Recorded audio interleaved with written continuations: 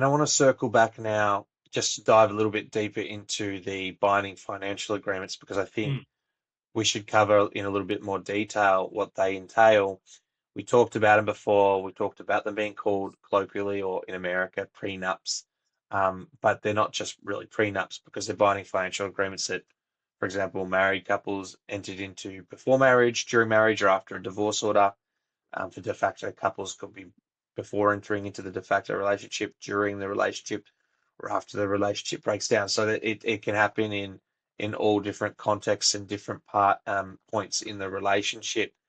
Um, I just want to ask, what is a good binding financial agreement cover from your perspective? Binding financial agreement covers full and frank disclosure, number one. So each party coming to the party and saying, look, these are all my income tax returns. Here are my pay slips, employment contracts, bank statements for the last 12 months, credit cards, you name it, the whole box of dice. So then the asset pool, the property pool can then be accurately determined. That's number one. The second thing is what the contributions of each party were at the beginning of the relationship and currently. So that can be recorded. And then also what their future needs may entail going forward. Okay, so their age, health, what sort of income they're on, whether they've got permanent income, if they've got any sort of childbearing responsibilities, those sorts of things. Um, then ultimately, what the parties agree to, and if the agreement is not considered just and equitable by a court, that they've received independent, proper legal advice with the certificate attached to that binding financial agreement, saying that they have, saying that these are this is what you're entering into, these are your obligations, you realise this is what will occur in the event of a separation. I think they're the most important things for a binding financial agreement to be binding, and that the advice is given, as we said before at the beginning of this podcast, that any significant change in circumstances, this binding financial agreement needs to be reviewed, but everything remains the same. It still needs to be reviewed every 2 years to ensure everything stays up to date and both parties are still on the same track and agree that, the property is to be divided this way in the event of a separation. So let's put it simply. I'll give the commercial explanation. It's a private risk allocation contract in essence, um, and it may address, depending on the circumstances of the parties, things such as existing property, future property, business interests, shares and trust interests, inheritances, debts, financial resources, superannuation arrangements, and aspects of perhaps spousal maintenance as well. Those, from my perspective, is what I expect to be covered, um, depending on the circumstances of the parties. I think that from my perspective, a properly made and binding financial agreement is intended to remove the court's ordinary property jurisdiction to the extent covered by the agreement. However, a court may still need to determine whether it is binding, enforce it, set it aside on one of the statutory grounds if available. So, not necessarily going to be binding, but well drafted and relevant to the circumstances, can be binding, which is the intended effect of the Mm. document. So it really depends on the way it's drafted, like you say, having full and frank disclosure, covering all necessary matters, and then being a living document still relevant to the party circumstances. It's entirely plausible and possible that it will be considered binding by a court. So, yeah, very interesting to discuss that with you. I just want to move on and discuss in a little bit more detail. Like, well, tell me, Alan, like, why are binding financial agreements useful? And you touched on earlier about why they can age badly and why a living document need to be updated and reviewed, or at least reviewed, maybe updated, depending on whether there's been a change. Why do you think that binding financial agreements can be useful to parties in family law context? They can be useful in the sense of, especially in circumstances where parties have decided not to have any sort of children and they've come into a relationship with significant assets and they want to protect their assets. So that's number one. Um, Secondly, they're also useful because even if the binding financial agreement was only made on one occasion, it at least puts a document before lawyers in the event of a separation between the parties to say this was the financial position at the time of the parties. So then it assists lawyers and the parties in negotiating financial settlements moving forward. So if it's a long-term relationship, for instance, say it's more than 7 years, say it's 10 years, and there's a binding financial agreement, say 3 or 4 years into the relationship, and then nothing until 10 years when they separate, and you ask the party, well, what were the contributions during the relationship? Well, I don't know, or I made more contributions, or I did more around the house. Well, we'll go, are there any documents which might be able to evidence what the contributions were? Well, yeah, we did enter into something with our lawyer. It was a binding financial agreement. Oh, when was that made? 3 or 4 years in. So then we can use that to establish, well, this is what the contributions were at this time. And that will ultimately determine what our advice will be for a just and equitable settlement. So situations where a binding financial agreement may be particularly useful is a short or later in life, perhaps relationship, perhaps between two individuals that are already established with assets. Maybe, an example could be in their 60s and just want to have a partner again, and they don't necessarily want to commingle their assets. Clearly identified pre-existing assets, perhaps adult children from earlier relationships, substantial family wealth, business with other shareholders requiring certainty, a second marriage, limited anticipated financial interdependence between the parties, interdependence, a targeted agreement dealing with one defined asset or risk, perhaps, where it's a special type of matter. And from your perspective, what are the sort of situations where you'd want to be cautious about using a binding financial agreement?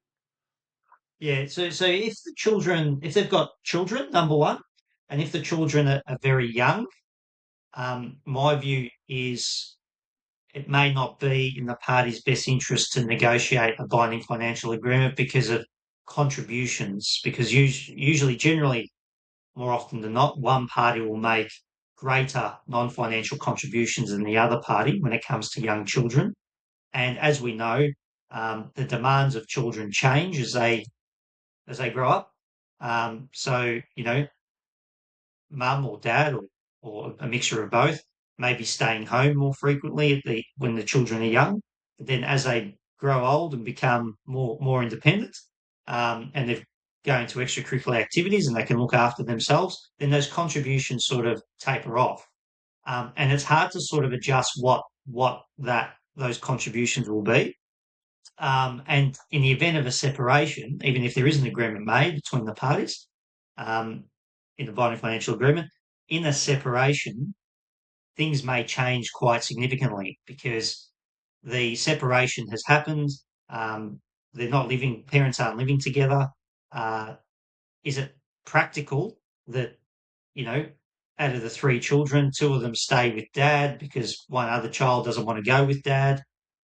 Things may change which can't coincide with the previous binding financial agreement.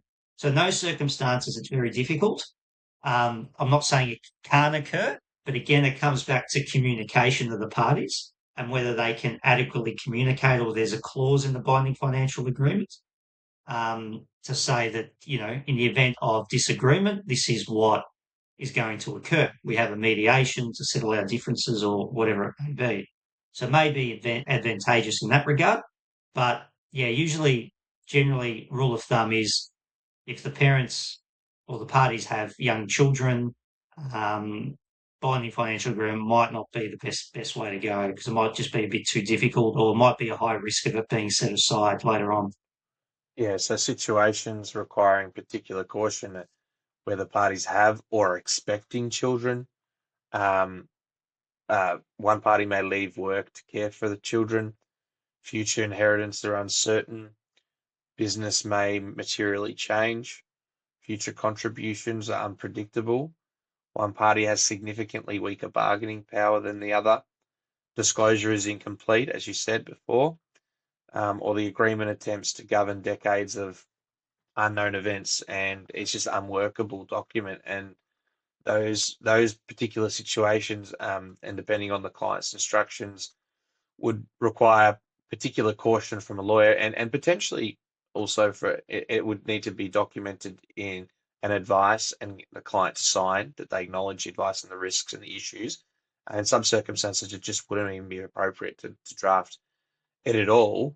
And the lawyer, the right thing to do would be for the lawyer to decline that request and that work, and document it clearly, as well, in case in the event that the parties attempt to go off and try and do something without the lawyer involved. So, what are the sort of statutory limitations where a court may set aside a financial agreement on specific grounds?